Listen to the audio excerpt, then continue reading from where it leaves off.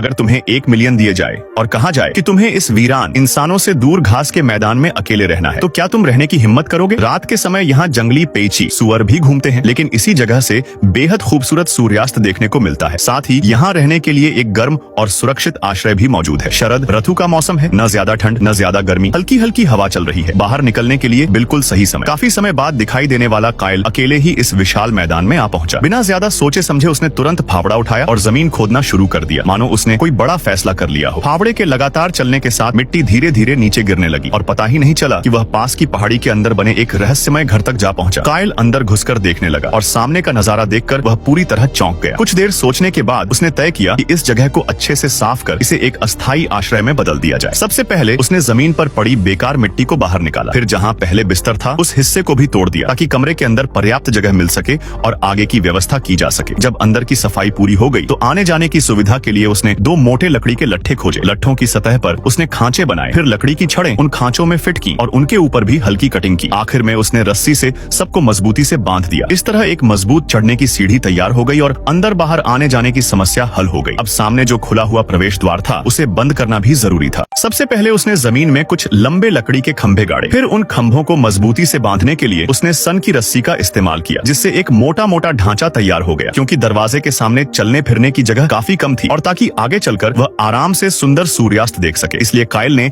अपने लिए लकड़ियों से एक छोटा सा देखने का प्लेटफॉर्म बनाने का फैसला किया। उसने पहले 2 मोटे लट्ठों को सहारे के रूप में खड़ा किया, फिर उनके ऊपर आड़े में एक और लट्ठा रखा और रस्सी से कसकर बांध दिया। इसके बाद इकट्ठा की गई लकड़ियों को ऊपर बिछा दिया। इस तरह एक साधारण सा प्लेटफॉर्म तैयार हो गया। इसके बाद उसने आश्रय के ऊपर बने